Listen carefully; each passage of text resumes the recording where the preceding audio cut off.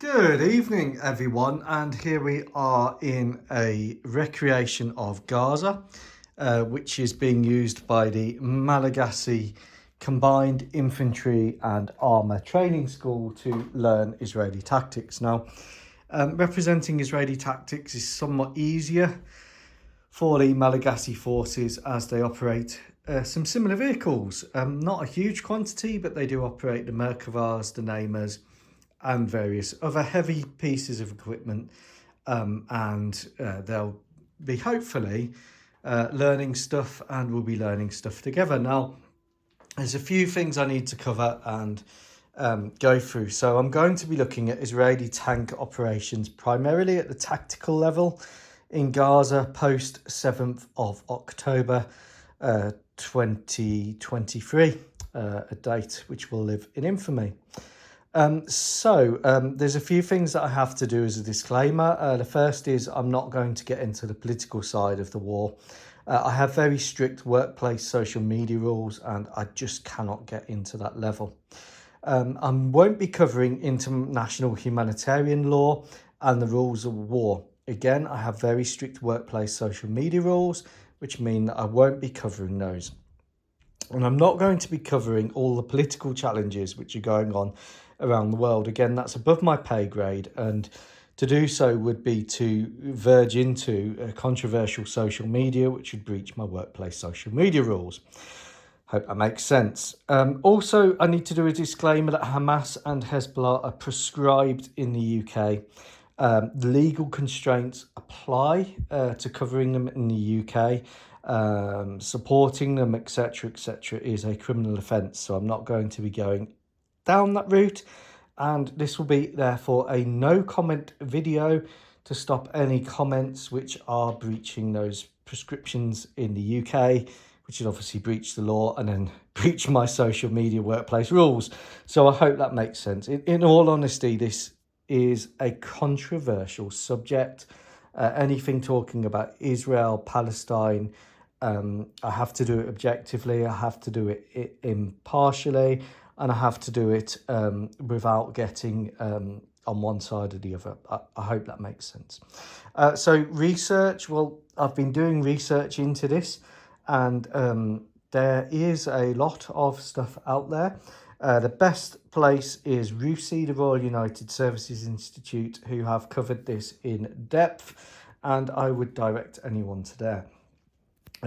YouTube is useful, however, we'll come on to that later. There is a lot of propaganda out there. If you look at social media that isn't something like RUSI, you can very quickly gain some sort of false impressions on the conflict. Just bear that in mind. But there is a lot of social media stuff out there, but just be careful what you read.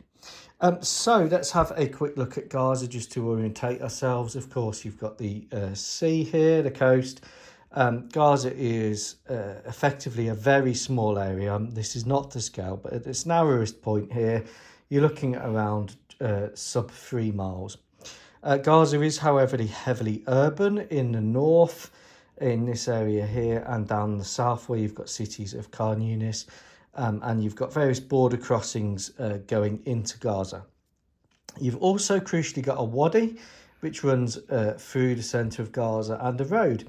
And initial Israeli operations were focused on the wadi and along the road, and effectively dissecting Gaza into smaller areas, and then operating either in the north of Gaza or the south of Gaza towards Khan Yunis.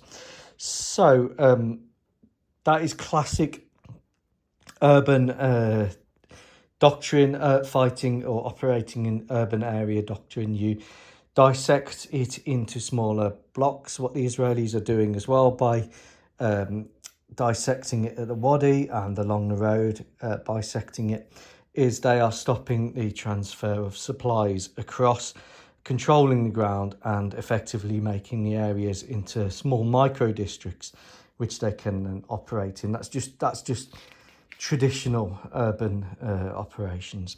So the brief bit I will cover at the political level is just so we understand what war is. Well, war is a continuation of politics by other means.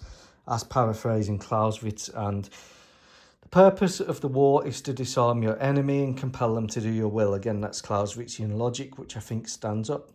So what are the Israeli objectives? Well, they have set the objective to destroy Hamas. They want to rescue the hostages, and they want to disarm Gaza and compel the people in Gaza to do their will. Hamas objectives, well, I've really struggled with determining what Hamas's objectives were. And taking out all the law stuff, taking out all the controversial political stuff, I think Hamas have committed strategic suicide.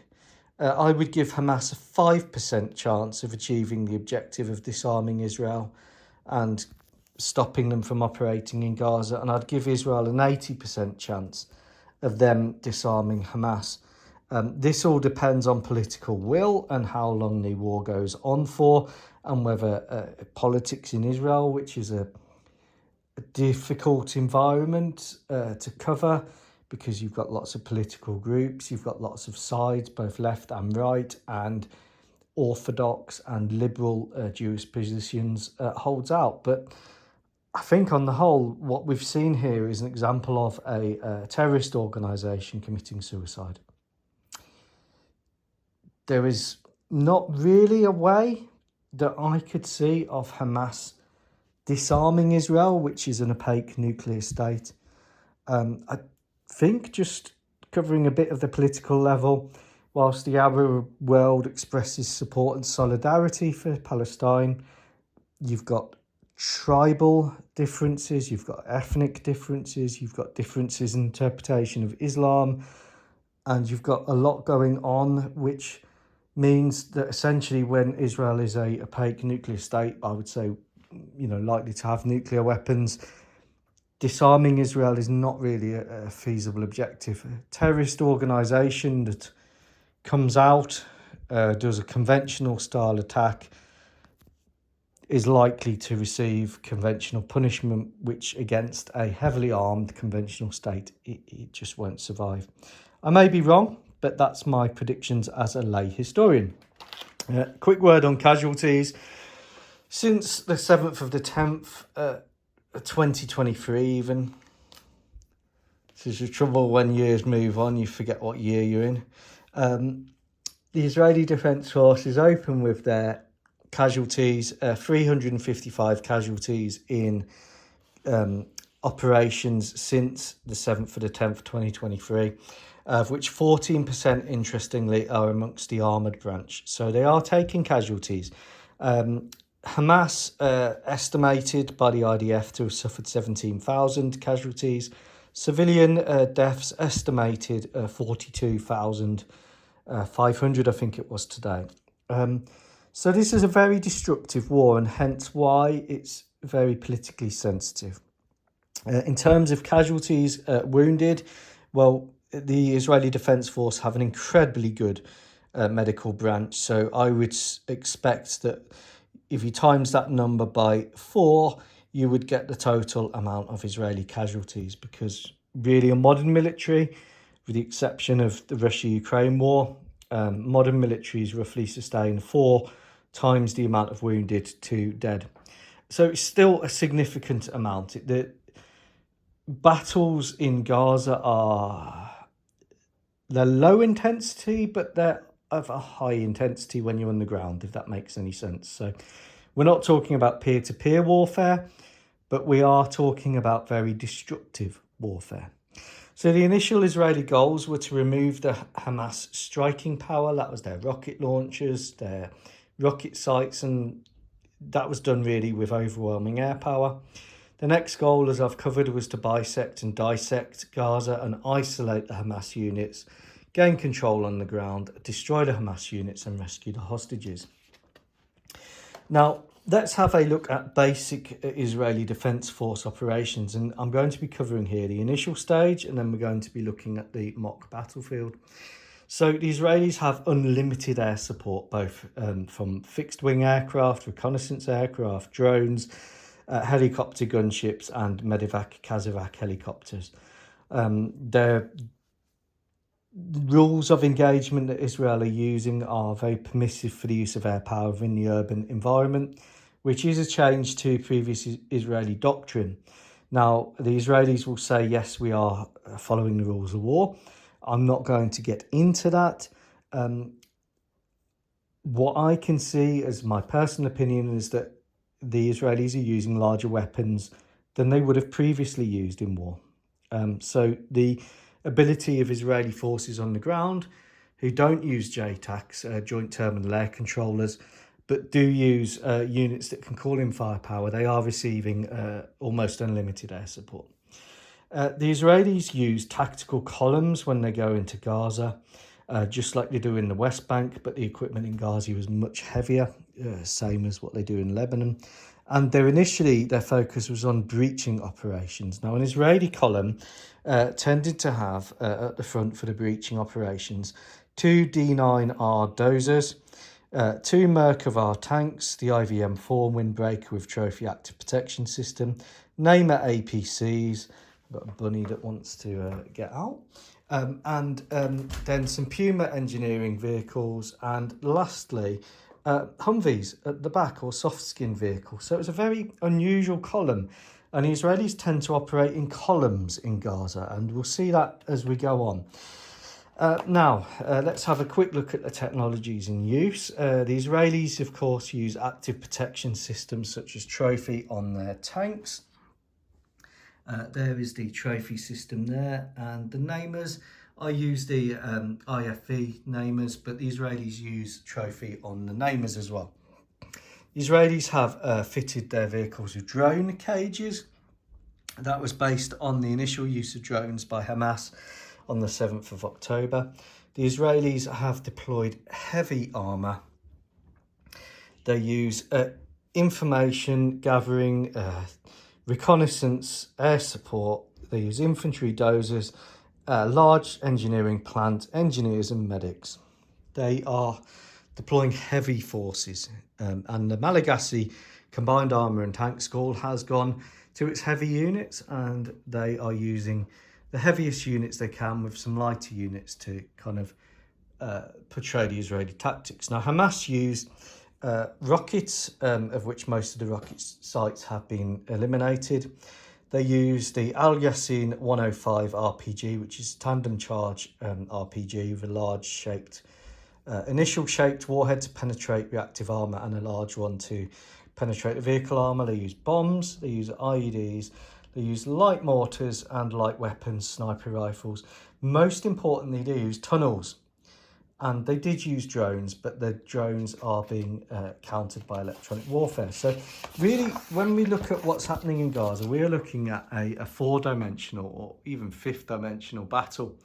So from the air, you've got obviously the picture of the ground below. You've got what's happening on the ground. And then underneath, you've got the tunnel network. So this is a war of multiple dimensions, and then you've got the buildings themselves. So you've got war in the 3rd dimension, war in the aerial dimension, and then underground war. Now, in this initial video, I'm going to focus very much on the initial Israeli breaching operations, and then we'll move on to the operations within the urban environment. So you tend to find with Israeli operations that what happens before, and again, this is all open source information, this is nothing sensitive. This is from learning and watching what's happening over many years of studying history. The Israelis tend to, before they do an operation, gather around en masse on their side of the fence, so to speak, and they set up these camps, they prepare their equipment, they load the ammunition, they sort out their medical chain, they support out their command chain, and you'll always see Israeli vehicles parked up, being maintained, being repaired in these little camps. Behind them is the artillery, the anti-drone equipment, air defence equipment, and your rear echelon support. Now, Israel operates a mix of professional and reservists, and they called up a large amount of reservists for the war in Gaza, the war against Hamas. And that's why the Israelis will operate these essentially like camp areas where they fit their Merkavas out with the drone cages where they check and test their equipment. So what I've recreated here and what the Malagasy Combined Armour School are recreating is the initial breaching operations into Gaza. So here we have a Malagasy unit which is getting ready to go into the Combined Arms Training Centre. And they are in their camp, they're sorting their kit out, they are doing their religious prayers, and they are looking at their intelligence, and they're working out their targets. The religious dimension to this war is very important. Israeli units are made up of both liberal Jews and Orthodox Jews, all different persuasions of the Jewish faith. Hamas units as well will take religion extremely seriously as well. Now, let's have a look at the initial breaching operations. So here we have the Malagasy Combined Arms training unit, and they're doing their initial breaching operations. Now, Israel suspected that the Hamas terrorists would have lined the roads and lined the buildings with IEDs. So they actually put their engineering units, the D9R dozers, the teddy bear as it's called, and this is an M9 Ace representing a teddy bear because I've only got one teddy bear, at the front. The tanks, the Merkavas, would take up cover positions with the Namer APCs. I've only got the IFEs here, which are better than the Israeli ones, and the troops taking up covering positions, launching their drones to surveil the area ahead and relying on the high altitude and medium altitude surveillance drones and aircraft to tell them what was ahead. So the initial Israeli ground operations are very much an engineering focused operation. So we've got the D9 dozer and the representative D9. The representative of the Puma, I use these custom Merkava free engineering vehicles they're like my Pumas.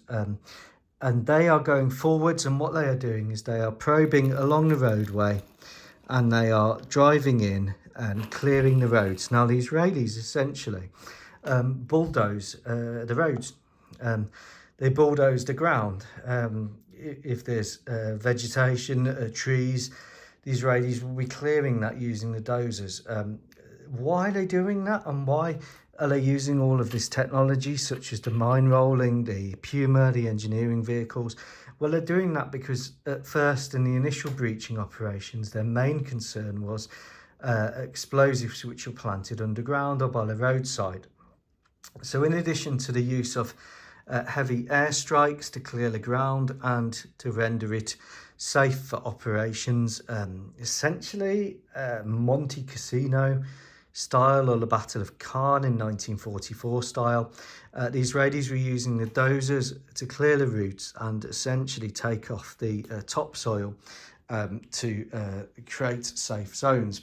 The other reason the Israelis are using a lot of engineering assets in Gaza is because Hamas have gone into tunnels. So here we see that the Israelis, when they go into an area and take up positions, while the engineers are working, and the engineers are often working backwards and forwards, they have these all-round defence tactics because they don't know where Hamas is going to pop up. And then last but not least, you'll notice the Israeli columns, and we'll get onto that in further detail in a later episode. They operate a lot of Humvees at the back. Now, these Humvees may contain specialists, or they may contain special forces, but you tend to find an Israeli tank column going into Gaza will be engineering heavy, heavy armour heavy, and then you'll notice the soft-skinned Humvees at the rear. I don't have Humvees, so I've gone for these Cougar 4x4s. Now, the other thing to bear in mind with Israeli operations is that most of their vehicles have active protective systems. So you'll see a lot of videos where Hamas are able to get very close to Israeli tanks and Israeli armoured fighting vehicles. Now, one of the reasons for that is actually when the Israelis push their vehicles out into these positions, and this is covered by the RUSI papers. Because of the active protection systems all around the vehicles, the infantry can't be too close to them. The other reason the infantry can't be too close to them and have to be really in hard cover away from the vehicles is because of snipers. But the concern that the Israelis have is that actually when they do take up positions near to the vehicles, well, they're very quickly in the line of fire of the active protection system. And what that means is you often see propaganda videos of Hamas terrorist operatives planting bombs onto the Israeli tanks and running off, or firing the Al-Yassins onto the Israeli vehicles and running off. You never see the whole picture. And you don't see hulks of Merkavas burnt out or Neymars burnt out. Now, there's one reason for that, and the first reason is because the videos are propaganda. The second reason is that Israel will not cover those pictures of destroyed vehicles. And whilst you see a lot of attacks on Israeli vehicles, you don't necessarily know if the explosion that you're seeing is the explosion of the APS taking out the incoming Al-Yassin 105, or is actually a secondary explosion of the vehicle. Now, Israeli vehicles and tanks are very heavily armoured, including the APCs. When they go into these all-round defence positions, you'll often see them covering the arcs. So this one may be providing overwatch to the advancing engineers. This one is covering this direction of the threat. Now, you don't really see Hamas. Now, you may say, well, where's Hamas gone? Well, the reason you don't see Hamas is because they're underground. And we'll come on to that in the next video, where we look at the ambush tactics and we look at what's going on in the battleground. But this is how the Israelis opened up the war into Gaza as a response to the Hamas attacks. And I just wanted to cover that and show the initial breaching operations first, and cover some of the aspects. Now, what we will look at in the next episode is what happens when you actually get in to the urban area. And just to set the scene for that, we've got the Israeli unit here, the Malagasy unit, and they're doing their initial breaching operation, and they're now starting to enter the urban environment and push into the urban environment. And we will see in the next episode what happens when they push into the urban environment. You will notice as well that very similar to the war in Ukraine, the actual battlefield where the battles are being fought is desolate. I remember going to a Royal Armouries Museum exhibit many years ago, and they predicted that the battleground of the future would be desolate. Now, I'm not covering the population where they've gone, but again, with drones, with modern war, you notice that the battlefield is empty. I'm looking forward to doing part 2. I hope that has helped set the stage. Like I said, I have to disable comments. I hope you understand. But I hope this explains some of what is going on. Take care. Goodbye.